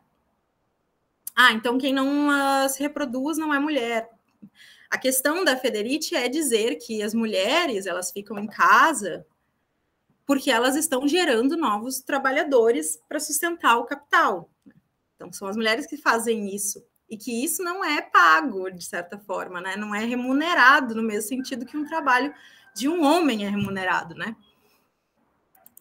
Então, a gente tem que ir um pouco mais devagar, eu diria, nessas questões, né? Você comenta que também... que talvez as diferenças de sexo não poderiam ser trazidas de modo direto, porque, afinal de contas, e, em última instância, ou de modo mais fundamental, nós seríamos autoconsciências, né? Eu acho que essa é uma questão delicada de se trabalhar, porque ao mesmo tempo que a gente defende isso, a gente também está apagando justamente o modo como a gente está colocado dentro dessa sociedade, e, portanto, o modo como a gente está sendo oprimido ou não por essa sociedade. Está baseada numa anatomia, de certo modo, né? A nossa aqui, a da mulher, no caso, está baseada na reprodução. Estamos aí com a PL, não lembro o número, né? Discutindo se as mulheres são culpadas, se elas querem ou não ter filhos frutos de abusos, né?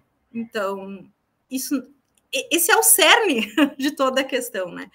Por que não... por que insistir, né, que o aborto seria tão grave quanto um assassinato? Por que isso é tão importante nesse sistema no qual a gente precisa de trabalhadores, no qual a gente precisa talvez até de escravos, né? A gente tem um certo retorno a essa escravidão, que na verdade ela nunca sumiu, né?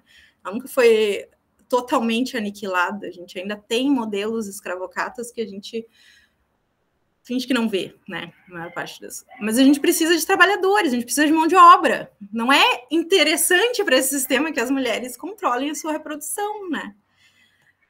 Isso é uma outra coisa que a Saadavi fala, assim, insiste bastante. Ela faz toda uma reconstrução do Oriente Médio, mostrando como, em diversos momentos, as sociedades eram a favor ou contra a questão do aborto, eram mais propícios a deixar as mulheres se controlarem a reprodução e outros menos. Então, isso também é um caminho não só do capital, mas do patriarcado, né? De quanto mão de obra a gente tem para o trabalho. Esse é o ponto, né? A Federici também retoma isso, né? De quanta mão de obra a gente tem. Tá bom, tá suficiente, a gente tem como manter esses indivíduos relativamente vivos, mas trabalhando, não tem. Quão interessante é isso e quão não. Então, todas essas questões, elas estão intimamente ligadas a um sistema que a gente costuma fingir que não existe, né? Que hoje, por exemplo, é o capital, nesse sentido neoliberal, né? Nessa forma neoliberal que ele se encontra. Então, é muito interessante olhar para como se constroem essas categorias de maternidade, de reprodução sexual, de divisão sexual do trabalho, a própria relação entre natureza e espírito, né? A Butler insiste bastante nisso, mas ela não é a única.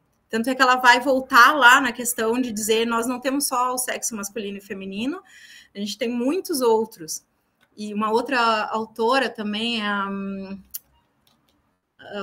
Anne Fausto Sterling, que é uma bióloga, inclusive. Muito interessante, né? Porque geralmente a gente descarta as visões dos filósofos, mas quando um biólogo fala sobre biologia, a gente presta atenção, né? E ela vai partir do pressuposto, vai partir de um exemplo de uma ginasta que era intersexo. Então, ela produzia hormônios masculinos, mas tinha um órgão genital feminino, e ela não pôde participar de uma certa Olimpíada, porque eles não conseguiram classificar essa pessoa, né? Onde é que ela vai competir? E aí ela faz toda uma decorrência sobre como a escolha, por dizer se um bebê é de um sexo feminino ou masculino, ela já é uma escolha social, ela já vem de uma sociedade que, enfim, prioriza a reprodução, por exemplo, né? Por que ela prioriza a reprodução? Porque a gente precisa de mão de obra. Também entender que a reprodução, essa manutenção, o que o Hegel vai entender, o Hegel vai ler isso como a manutenção da vida, né? Isso é uma coisa bem importante para o Hegel. Ele está ancorando várias questões, e a reprodução é um valor para o Hegel, porque a manutenção da vida é um valor para o Hegel, né? Ele vai discorrer sobre isso na ciência da lógica, em outros lugares também, na natureza também, principalmente. Mas a questão está em a manutenção da vida em si, do conceito de vida, né? Da vida. Como é que a gente faz a manutenção da vida? Através da reprodução sexual, né? Portanto, isso é um valor. Mas a própria ideia de manutenção da vida já é um valor. Quem disse que a gente tem que manter a vida? Quem disse que a gente tem que perpetuar a espécie? Por quê? Isso é uma teoria, como a Fausto Sterling vai defender, e acho que a Butler também vai por esse lado, né?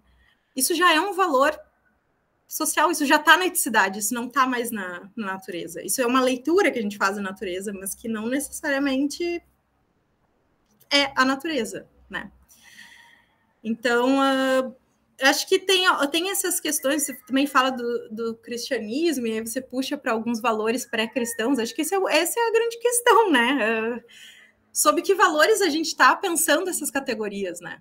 A gente está pensando em valores cristãos, não cristãos, coloniais, ocidentais, se é que existe essa diferença, enfim, ou não. E tudo bem pensar a partir desses valores, mas a gente tem que enxergar que a gente está fazendo isso, né? Tem que admitir que talvez em um outro contexto a ideia de ser mãe, de ser esposo, seja até estranho. Tipo, o que é isso? O que é ser mãe, ser esposa? E lembrando assim, né? A Antígona, ela não é mãe nem esposa na peça, né? Ela não chega a ser nada disso. Ela é uma jovenzíssima ainda, né? Acho que tem 13, 14 anos, uma coisa assim. Que tem uma pretensão de ser esposa ali, né? Com Aemon, mas ela não chega a ser, porque ela morre. E também não chega a ser mãe. Ela é só uma irmã no máximo, né? Que é uma coisa que o Hegel também vai falar lá na filosofia na fenomenologia do espírito, né? A questão de ser irmã. Então, ela não realiza totalmente essa noção de mulher que o Hegel traz de novo na filosofia do direito. De novo, né, essa questão. Ela não é essa pessoa, essa mulher que é moderna que o Hegel insiste aqui. Mas, enfim, eu acho que talvez o que a gente deva tomar cuidado, né, é para tentar onde e como essas categorias de mulher, de reprodução, de maternidade, feminilidade, enfim,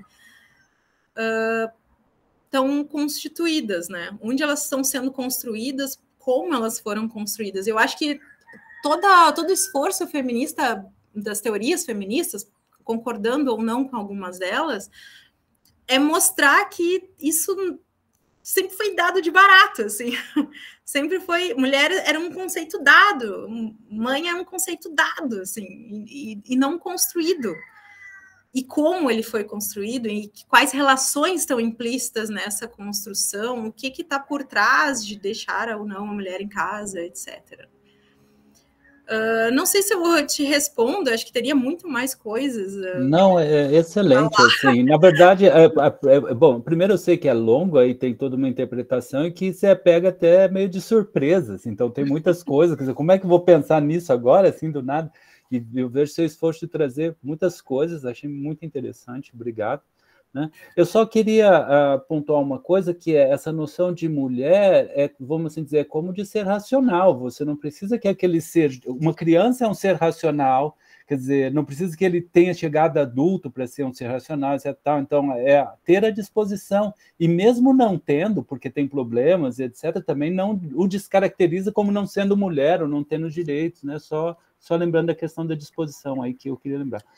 Sim, essa questão dos direitos, ela é importante, né? Assim, eu acho que a categoria de mulher, eu acho que dá para a gente pensar tanto com as feministas um pouco mais ortodoxas, vamos dizer assim, que abraçam muito forte a categoria de mulher, não querem largar, quanto as outras que estão abertas a pensar outras categorias de possibilidade de ser no mundo. Que a categoria de mulher ainda é uma categoria necessária, porque a gente precisa justamente assegurar certos direitos, porque tem uma parcela, né, das populações que são oprimidas de uma certa forma, que, portanto, tem consequências dessa opressão, que são direitos não reconhecidos e que precisam ser reconhecidos por isso. Né? Então, acho que a categoria de mulher ela subsiste porque a gente precisa de algumas por exemplo, a questão do aborto, né? Enfim, ou outras, mas que a do aborto está muito presente hoje, né?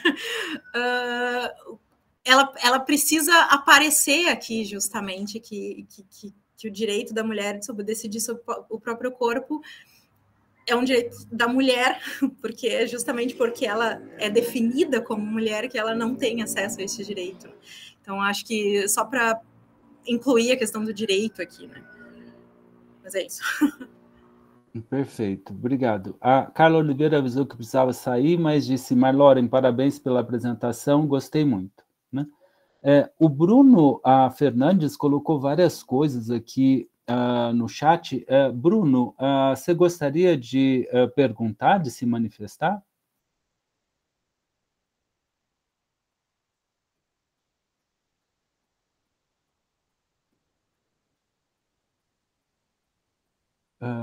Bom, seria interessante se sim, porque são vários conceitos aqui que eu não sei. Exato, seria até para fazer, porque foi até colocado muita coisa, assim, ele não escreveu a frase inteira, ele foi pondo partes, então, até para... O seminário é justamente para isso, para essa conversa, né? Não é algo terminado, publicado, e nem se fosse também, né? Mas para poder ter esse diálogo. Então, se você quiser se manifestar, Bruno, por favor.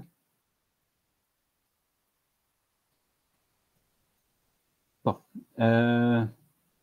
não houve nenhuma manifestação nem no sentido de escrever o porquê não ou sim, eu acho que podemos ficar por aqui.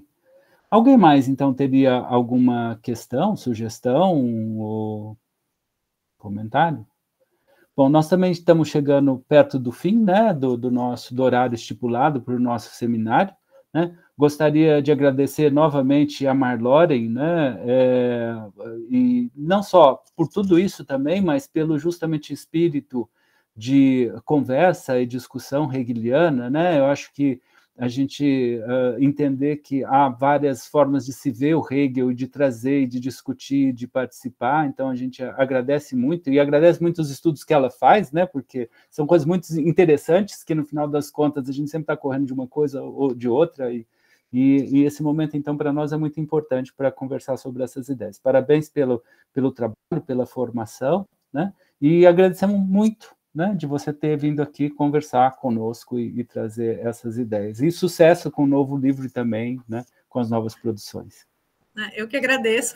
Obrigada pela divulgação do livro.